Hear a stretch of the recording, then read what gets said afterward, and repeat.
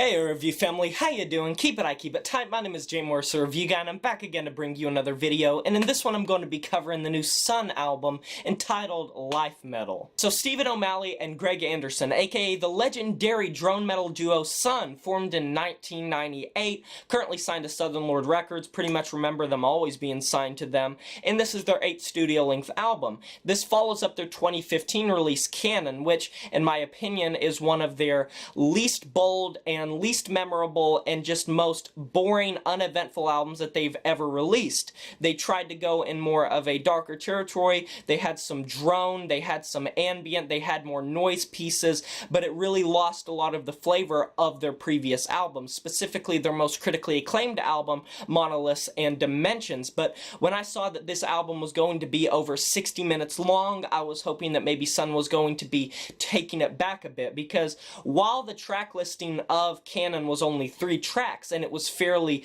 just half-baked, and Monoliths and Dimensions had about 50 million guest vocalists and guest players, this really felt like it was taking a step back and returning to that original form. And right off the bat, I can say this is, in fact, a better album than Kannon, and if you check the production team, if you check the extra players, this really isn't that much of an extensive list of people similar to Monoliths and Dimensions. It's somewhere in the middle between Kannon and Monoliths, and this is a really nice release in my opinion. I mean, I could go over all 4 tracks. There are 4 tracks on this album, but they all blend together fairly well because it is a drone metal album, and anyone experienced with the genre will know that they pay heed to atmosphere, that they like density, that they like to kind of layer things on top of each other and make this feeling of darkness and dread, similar to bands like early the Melvins, bands similar like Boris and Earth. But Sunn is kind of at that highest echelon of pacing themselves, playing out these things into oblivion. I've heard their live shows are absolutely phenomenal and really ear-shredding and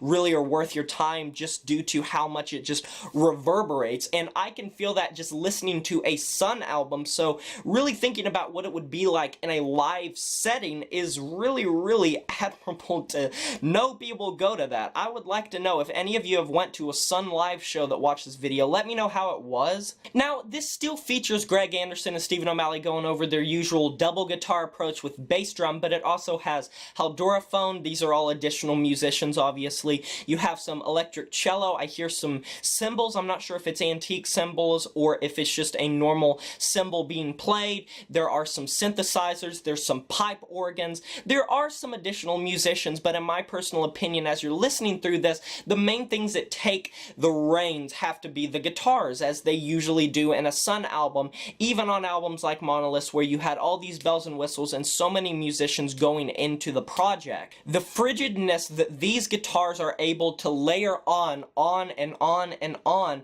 are just plugged to oblivion and makes over an hour's worth of material go by in a complete flash. It's rip-roaring. It makes you feel like shadows are dancing on the wall and that your mind is going into this just dark hole, this black hole, and we have pictures of that now, so you can imagine you're just being sucked into this kind of void through this music. And like I said, I must reiterate myself that it goes by in a flash despite the extremely long runtime, and I think that's something that this album has that Kannon didn't. I think that it has memorability for drone metal, even though it's not really being that kind of stand out. It reminds me a lot of Mirror Reaper by the band Bell Witch, if Mirror Reaper hadn't have had as much melodicism, if it wasn't very melodic. This is very in your face. It is extremely metallic. It is extremely just like gears grinding, plucked to oblivion and just reverbed and layered and distorted and fuzzed out and just...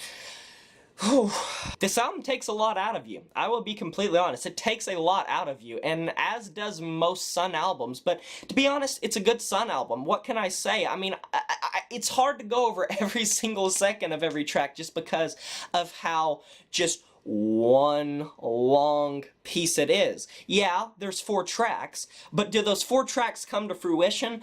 I don't think there's that much differences. Hildur Guanadotier, I'm probably butchering her name, appears on this track listing doing some vocals, and that's the only part of the album that I do not enjoy, to be completely honest. And unfortunately, it is fairly present. In the first track, it's very present, actually, and her voice isn't necessarily bad, but I don't think it's really worthwhile to put where they put it.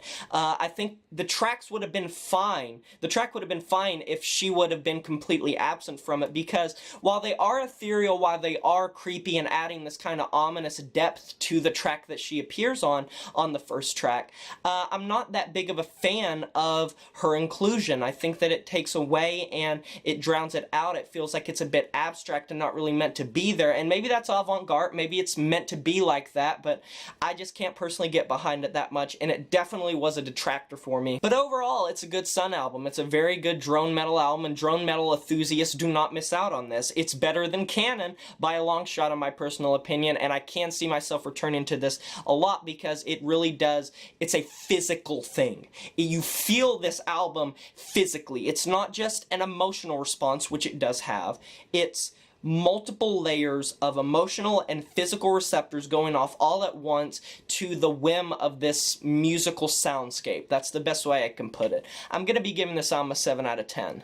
And that's a wrap. Please stay for the end screen. I'll link some videos you might be interested in. Be sure to subscribe if you haven't. It would help me out a lot. Like and comment on this video and smash that notification bell to be notified of my future uploads. And I'll talk to you guys next time. But until then, my name is Jay Morris, the Review Guy, and I'm signing off saying farewell.